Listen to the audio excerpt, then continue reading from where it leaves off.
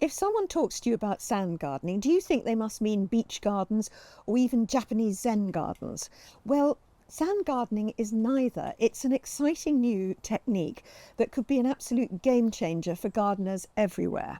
These sand gardens that you're looking at now haven't been irrigated, they haven't been fertilised, they haven't been staked, and actually they hadn't had any real rain for months, and yet they still look gorgeous. It's a relatively low maintenance, drought-tolerant, resilient way of planting, and it could be a real alternative to the traditional herbaceous border. It's Alexandra here from the Middle-Sized Garden YouTube channel and blog, and I went to Westdean Gardens in Sussex, famous for its restored Victorian glasshouses, its beautiful Edwardian pergola, and its traditional herbaceous borders. And I talked to head gardener Tom Brown, one of the top head gardeners in the UK, who also writes for the Daily Telegraph and is the author of books. And he's been trialling growing in sand and also growing in concrete rubble for a few years. And so he's going to tell us how this would work in our own middle-sized gardens. Westdean is also an arts conservation and craft college, doing courses, both short courses and long. And so everything about the garden has got some lovely detail. Even the hut that Tom and I sat in was beautifully crafted. Just have a look at that detail behind us. So, Tom, this is a sand garden, in fact, and we're hearing a lot about gravel gardens now and how they're low maintenance and they're good for the environment and everything. And some people do contest that. But could you explain to me what a sand garden is and indeed what its benefits are? What kind of a gardener would want a sand garden? Yeah, so I think sand, like rubble or recycled concrete, what have you, basically it's a very inert, free-draining media. So we're looking at growing plants with no fertility and no supplementary irrigation. So principally we're growing plants quite hard in this material. And here we've used a local sandstone, so it didn't have to travel very far. And from a budgetary point of view, it wasn't as much as some of the builder's sand and some of the more processed sand. But we're creating a 10 centimetre layer to establish these plants, not only sort of hold the moisture during the summer, but also give us that free draining environment during the winter. Because where we always used to think that Mediterranean plants were our saviour, anything that would get through a hot, dry summer, the reality is we're also experiencing very wet, cold winters. And any sign of wet and cold, things like the cistus, the lavenders, they turn their toes up and die. So we're looking for a community of plants that are more resilient to climatic extremes. So quite often that will mean either a deep-rooted taproot or perhaps something with quite a vigorous root system where it can cope with that. And does the sand literally go on top of the soil, or is there some kind of a sub-base? So our soil here is very flinty and chalky, so incredibly free-draining. And the sand layer, we take a little bit of soil off because particularly with the sand garden that we've got here, there was hard landscaping that we had to work with. But we found a 10 centimetre layer is quite often deep enough not only to sort of suppress weeds but give plants that really good start. So we're on a very free draining soil here, so drainage is not a problem. But if people were looking at a heavier soil, a clay soil, I would recommend a sort of an experimental patch, because I haven't done this on a heavy soil, but I'm hoping that 10 centimetre is somewhat of a sanctuary. So plants can retreat back to that sand in particularly wet winters and should be enough to then kickstart them to grow back into the clay come the spring and the summer. But if people did a couple of square metres in a part of their garden, see how it goes for a couple of years, and if it works, then they've got that confidence to sort of evolve it and spread it out. But a lot of this gardening is very instinctive and very experimental. So we've been doing it for about 3 years, and it's given me more and more confidence to look at those sort of traditional plantings and really question them and growing them in mulch and irrigating them and staking them, etc. In terms of planting the plants, are you planting them in the sand and then their roots go down into the earth below? That's it. So if we're looking at 9 centimetre plants or 1 litre plants, which are often more economical to buy, the reality is that the top 2/3 of the root ball is coming into contact with the sand and the bottom third is coming into contact with the soil below. And then that starts it off and it presumably keeps digging down to find the soil. That's it. So some of these plants that are much deeper rooted, they tend to then go and anchor down and then find the water that they need. But the best analogy for people to try and sort of understand what's going on with this sand, because it's incredibly counterintuitive. You know, you think with a sand garden you're going to have to water it all the time. Actually, we don't irrigate it at all. If you've got a very hot sandy beach and you walk along that beach, it can almost be unbearable to walk on, but you start to bury your toes in the sand and it becomes very cool and damp very quickly. And that's the principle that we're working with. Actually, the particles of sand do hold moisture, and after the sand sort of caps, it helps to lock that moisture in. So what we feel is a very sort of dry, inhospitable medium to grow our plants compared to a well-mulched border, which we've got that analogy and that comparison. Actually, the available moisture is quite high, and where the sand reflects the light, it makes the rooting zone a lot more sort of hospitable for plants compared to a traditional border where there's a lot more air and gas and things dry out quickly. So it protects the weeds and it retains the moisture and it keeps the weeds off? It does. So that 10 centimetre layer, I would say to try and eradicate as many weeds as you can before you start a project, but that 10 centimetre layer is a sufficient mulch layer to suppress anything underneath. Where it sort of caps and crusts over, it's not so penetrable for weed seeds, and also the lack of humidity on the surface makes it harder for weed seeds to germinate. But if you do get any weeds that do germinate, they're so easily removed and you've not got that muddy mess that goes with it. So it's actually, dare I say, a bit of a joy to weed in here if you can catch them early.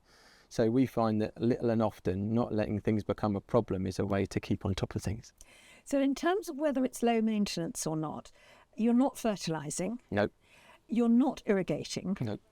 And the weeding is less. Yes. Is there anything that's more? Is there anything that, you actually have to be a bit more careful about? I think the monitoring, getting to know the community of plants, because you want that balance and you want that diversity. Like an old college lecturer of mine said, most plants want to take over the world, and you've got to be conscious of that. So if there are some plants that are quite free at self-seeding, and one of our other projects with concrete in another part of the garden, Verbena bonariensis is a real notorious candidate down there. We have to come out with great big armfuls of it in the summer because that would start to take over. So you're monitoring that community of plants. You don't want anything to get out of balance. So I would say that's the only sort of labour draw. I mean, that's not too hard. Taking that you've got beautiful herbaceous borders here at West Dean, what would you say the percentage labour, taking everything into account, the difference between the herbaceous borders and the sand garden? I would say the traditional borders where we are mulching, where we are staking, I would say is probably twice the amount of work than these sort of aggregate plantings. Yeah. So it genuinely is low maintenance. In terms of the environment, if you're putting 10 centimetres of sand on top of the soil, does that have any either beneficial or negative effects on the soil life below? Yeah, it's a double-edged sword, I think, with this. We are not adding any fertility, so we're not feeding the soil and the biology within the soil in terms of the sort of fungus and bacteria. But what we're doing is protecting the soil. So we're protecting it from erosion, and also we're sort of capping it, so all of the biology below is protected, as it were. We're not causing too much compaction. So I think it swings and roundabouts, but for me, I'm quite content with that trade-off, just because I see the sheer amount of wildlife that benefits from this sort of planting, and also the fact that we're not watering it. So environmentally, I think it's a winner, and there are a few trade-offs. I think it's very difficult to review the way we garden without there being some compromises. I think I'll be hard pushed to find a technique where everything gets a glowing report. There will be some compromises here, but they feel minimal. Are there any gardens or garden situations which would not be suitable for this? In other words, if your garden's very small or very shady or whatever. I mean, from my experience in growing these plants, I would say gardens that don't necessarily sit overly wet in the winter, I would avoid those. And shade, I think, would be more difficult. A lot of the plants that we're growing in here, like the Oregano or the Echinacea, are sun lovers and can cope with that particularly hot, dry environment. So I think I would avoid shade and I'd avoid heavy soil, I think. Would partial shade be all right, or would you say sunny end definitely? I would say it's worth a try.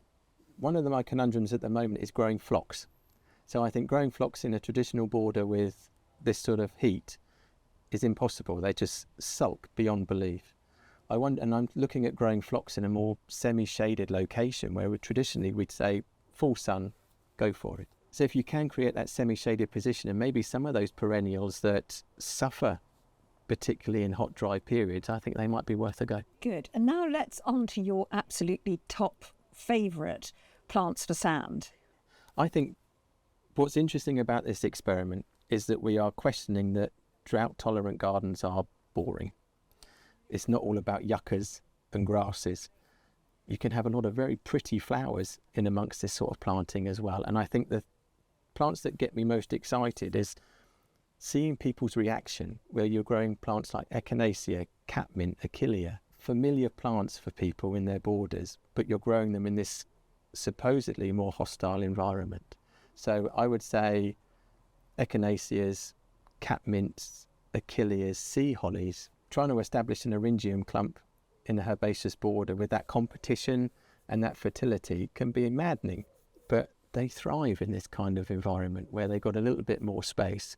And also with the density, it's not a lot of gaps in between these plants. So in terms of the coverage, the ground coverage, it works as well. So I'm quite pleasantly surprised at how our favourite border plants actually cope quite well with this kind of environment. With the density, are you planting at a different density from what you would in a herbaceous border? I've planted this so I get a nice effect quite quickly. So we're probably looking at about 40 centimetres apart. But the nice thing about some of these aggregate plantings is it's not the end of the world if you do see a little bit of sand, because it's not the most ugly material and it actually sort of helps to tell the story. Yes, that's true, and it's a lovely backdrop. Is there anything people need to know about the kind of sand? You've gone for a local sand, which is a byproduct of a sandstone quarry, but not everyone lives near a sandstone quarry. What should people bear in mind? I think what you want to be looking out for is any kind of salt content in your sand. You want to avoid that, and also any sort of contaminants that might harm plants. If you are doing this on a slightly bigger scale, you've also got to bear in mind your budget. But as long as there's nothing in there that will harm the growth of plants, any sort of coarse sand is usable. So presumably the people selling you the sand will tell you what's in it. Yes. And then you can look that up and make sure it doesn't damage plants. Very much. Whatever they're selling, they should have a really good idea of what you're getting. Tom and I then went round the garden to look more closely at some of his top sand gardening plants. This is another plant that you would recommend for a sand garden. So tell me what this is. So this is the bronze fennel. And not only have you got these lovely umbels which pollinators adore, but you've got that bronze foil to the foliage to set other plants off. And then that'll start from the spring and go right the way through. But the lovely thing about this fennel is you don't have to use it at the back of the border, use it at the front because it's got a transparency, which means that you've not got a block. So it's quite versatile and forgiving. Do you find that the sand garden is very good for pollinators? I do. The community of more drought-tolerant plants that we've got in here, they're not overly hybridised. So the pollen and the nectar is very available to pollinators. This is the rose you recommend for sand gardens, so tell me about it. So with the sand, what we're looking to do is sort of challenge the kind of conditions that a lot of different garden plants grow in. So not only shrubs, but these roses as well. So this is a gorgeous one called mutabilis. With the species roses, they're generally more resistant to pests, diseases and tougher conditions. So this is a lovely example of a species rose that not only has got quite a countryside look to it, but also is very tolerant of these supposed difficult conditions. So this oregano grows on the South Downs, a very chalky sort of landscape, and so it gave me inspiration to look at that robustness, but find a cultivated form. So this is one called Herrenhausen. So we've got these lovely big purple flowers and the aromatic foliage, and it's an absolute magnet for bees and butterflies. So one of the biggest challenges for this area was we used to have a lawn at the bottom, on the bottom layer, which dried out and suffered terribly with compaction. So as part of the project, we've included a thyme lawn. So we've used Silphium type, so it's Thymus Silphium and 3 different cultivars, pink chintz, red carpet and elfin. And the reason that I chose Silphiums is they're very low growing compared to some of the woodier types that we might use for cooking, for example. But to give a little bit of extra interest, we've added some more of the Herrenhausen, and I've also got this small Bollinia in here as well, just for that extra texture and interest. But not only are these resistant to tricky summers and wet winters, but also the pollinator benefit of the flowers is huge. And with this, you mentioned how the lawns get very bare and then they get muddy and everything like that. What sort of care do you need to do to the gravel and the sand to make sure that it stays gravel and sand and doesn't turn muddy? So in terms of these inorganic substrates that we're growing the plants in, we've got to keep them as pure as possible. So traditionally we would assume that leaf litter and mulch and compost are all really positive. But with any of these sorts of gardens, what we want to try and do is keep the substrate pure. So any top growth, anything that's organic is taken away. Otherwise it will start to compromise the effect and you get a lot more weeds. And presumably in the winter you leave the seed heads over the winter but clear them away without letting them drop for the same reason. The lovely thing about this community of plants is that the seed heads are really attractive. So if we think about the Achilleas or some of the grasses, they look fantastic with a bit of frost on them. So we leave them to get the best effect until mid-February, and it depends on the winter. If it's a really wet winter, they can look a little bit unsightly and, dare I say, snotty quite early. But we then take everything down to ground level around the middle of February and then clear it away. So we get almost a 12-month effect, because after a couple of months the growth is then coming through the sand again, so it doesn't stay bare for very long. So let's go on to the grasses. Tell us about these.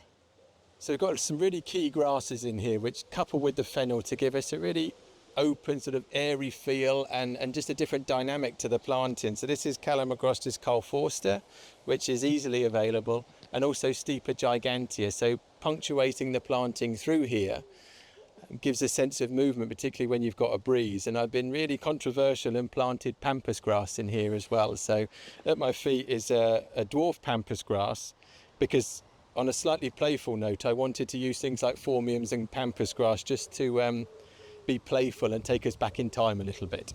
So when should we start a sand garden? I'm a big advocate of spring planting, but I think particularly in this occasion, because if you start something off in the spring, it's got the whole growing season to establish itself before the first winter. What would worry me about planting this sort of thing in the autumn is that you're straight into the winter, and some plants might sit there and go back on themselves, where that initial start where they can really get their feet down will be a huge benefit. And can you plant bulbs in a sand garden? And if so, do you plant them in the earth or in the sand? So we've got a number of bulbs through this planting. We've got crocus and we've got daffodils and we've got some alliums as well, and they can go straight into the sand. The only problem we've had with our crocus is the mice. Everything else has grown really well. Mice, sand hasn't got a miracle cure for mice. At this point, Tom suggested that we go and see the concrete garden, and I literally had no idea what I was going to see. It's planted along the same principles, and it would be a great option for anyone who's perhaps redesigning their garden after a building project, or has a lot of rubble and bricks or general detritus in their soil, perhaps because they live in a town. So we are in what you call the concrete garden, and what I think I call a rubble garden, because it's made of concrete rubble, isn't it? That's it. So it's recycled crushed concrete from down the road. So this was our sort of first venture into this low fertility, zero watering type gardening. And 3 years down the line, I'm really happy with how it's going. It's kind of got a character and a mind of its own, and we have got to manage the planting to make sure that not many plants take over and we still maintain a diversity. But the cast of plants is changing all the time. So some plants are doing really well. We might drop some new plants in just to see how they respond. So when you're going to have a concrete border like this, do you literally just put the rubble on the soil, or is there a sort of sub-base? Straight into contact with the soil. So because we haven't got any hard landscaping to play with, it's a big open site. And we created some undulations in the ground with some of the soil that we moved around for a bit of interest. But otherwise that 10 centimetres of the crushed concrete went directly onto the weed-free soil. And did you rotivate the soil or anything beforehand, or did you just put it straight on? So we just made sure there was no compaction within the soil, so they can be done with a fork or a rotavator if it's on a slightly bigger scale. And then when you're applying the mulch, just make sure that you're maybe working off of scaffolding boards so you're not creating that compaction again. And when you plant, are you planting literally into the concrete rubble, or are you putting a certain amount of the root into the soil beneath? Even listening to you say it, it sounds all sorts of wrong, doesn't it? Are you planting directly into the concrete? But yes, we did. So the top 2/3 again in direct contact with the concrete, and the bottom third into that rubbly soil below. And with this particular garden, I think because it was the first experiment that we conducted, we did water it in once when it was planted, but we've not watered it since. It's been very dry, hasn't it? Incredibly dry, but because you've got a nice community of plants, some plants do really well in these conditions, but we found last year that the Nifophias, the red hot pokers, was much happier with the wetter summer. So those Nifophias maybe play less of a part on a summer like this, but they're still there, but something else has maybe taken centre stage. So actually you haven't watered this, and you were telling me how long it is since you had rain. So how long has this drought been? And we haven't had any sort of significant rain for most of the spring and early summer. So it's really tested the resolve of this planting. But again, that mulch layer, I think, has trapped a lot of the moisture in below that particular mulch. But we are quite fortunate that we've got a reasonably high water table here. But that can be detrimental come the winter. And in terms of the winter, what do you do with this planting in the winter? We have to be really conscious of leaf litter because we're under a holm oak here, so we have to make sure that no leaf litter sort of contaminates the concrete. But we leave a lot of the planting intact until February time because of the seed heads are beneficial not only as a food source but look fantastic with a frost on it as well. But we'll take all of that top growth away come February. But given the nature of this planting, because a lot of it is seed raised, it spreads around by seed as well. So by leaving the seed heads throughout the winter, we have got quite a seed bank in the concrete. But given the flooding that this place has experienced, where you might lose a few plants, that seed bank has actually done well for us, and so we've got the coverage. In terms of clearing things like lots of holm oak leaves off concrete rubble, is that difficult? I mean, how do you do it? Do you do it with a brush or hoover? Timing, really. So when we do that big cutback in February, we then tend to take a leaf blower and blow all of the vegetation off of the concrete. And what you find, or I'm finding over the years, is the very fine concrete is starting to go down into the soil now. So we're left with quite coarse rubble on the top. And it's always been a quandary whether to add more because you're building that layer up. But because I think there's such value in this planting, in terms of cosmetics, I am going to put a few centimetres on the top come February time just to sort of reinvigorate the layer. And just tell me what your topsy plants are in this concrete garden.